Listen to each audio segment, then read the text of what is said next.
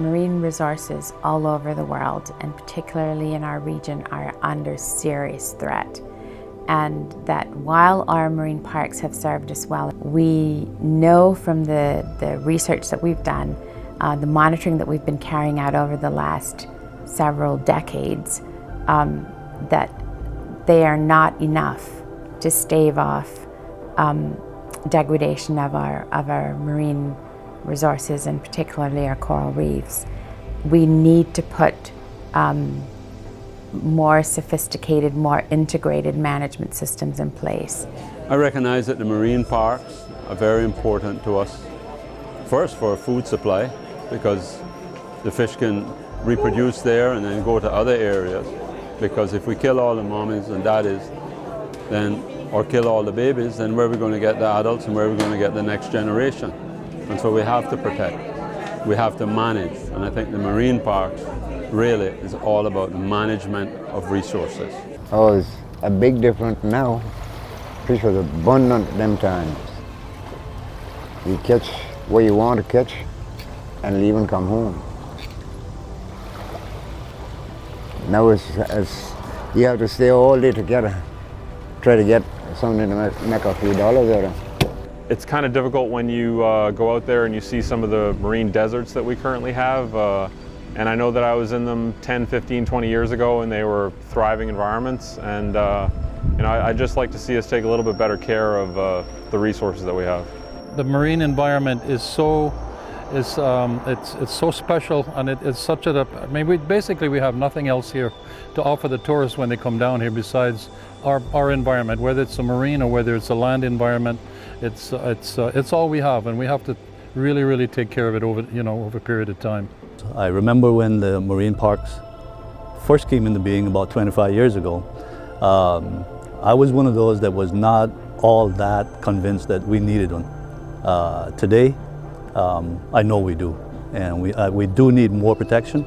And going forward, I hope that we get it, because I've seen what it's done to provide some protection that we need for the marine environment. The impacts that we're facing, particularly those over which we have little or no control, like climate change and ocean acidification, both of those things have huge potential to seriously negatively impact our marine resources. So what we need to do is to make sure that we take every possible opportunity and use every tool available to us to ensure that the impacts over which we do have control, things like fishing, development impacts, discharging from land-based sources of pollution, etc., that those things are controlled and, if possible, eliminated,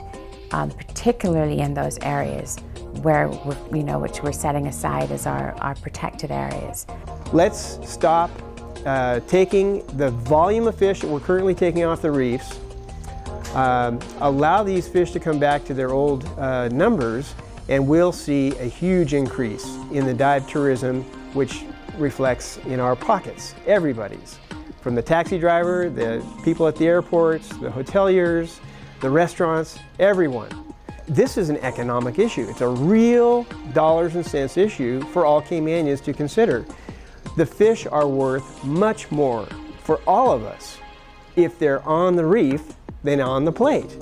And that's not just a catchphrase, it's a reality.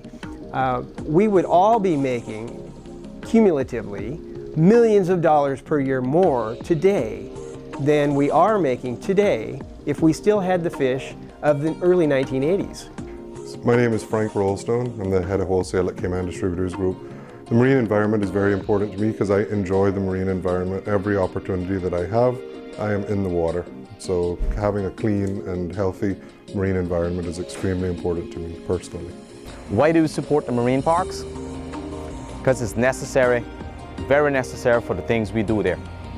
We actually take people there from all over the world, so it's best that the marine parks are in full bloom all year long, and they need to be protected as much as they can. It's very good. That marine law, it needs to enforce more. It needs to enforce more, because if you have no protection of the marine. What happened 15, 20 years from now? So it's real good, you know, it's real good. If you never have a lawn, people will just go in the marine park. They call kind of fish, small fish, baby fish, you know. So in months and years to come, probably it's nothing. So it's real good. And the groupers are still here, but you know it's a restriction on that, and you gotta respect that, because when they come in season, we kills everything. You know, mother, father, kids, everything. So if we continue with that, it would deplete the population of fish. So that's a good thing, and I respect that.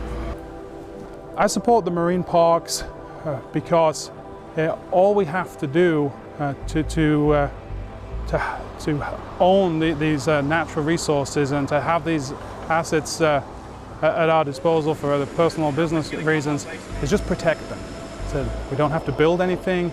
They're already there and they've been there forever.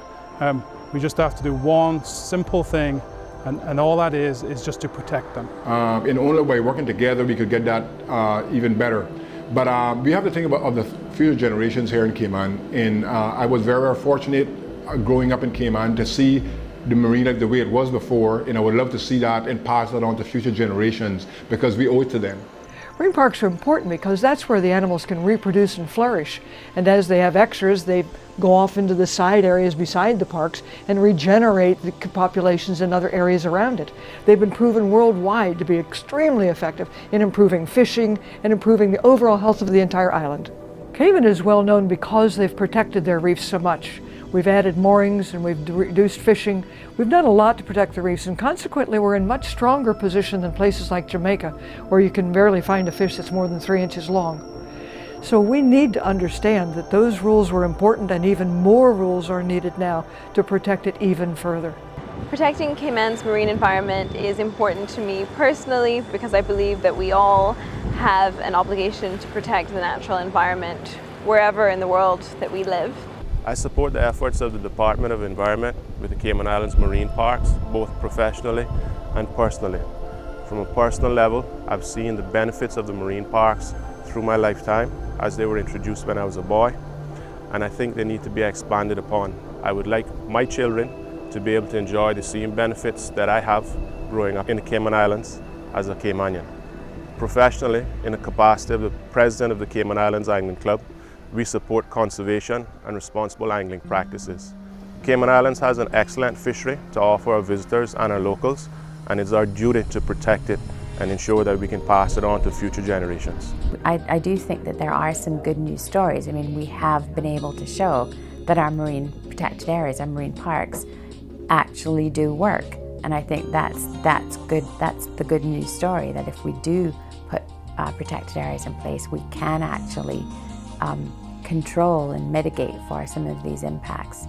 So I think that not doing something now is actually not an option. We have to take steps to create our enhanced system of management for the marine environment. I'm going to do my best to do my part. I want to ask you to do the same thing, all of us. You know, if we all do our part, we're going to have a great environment.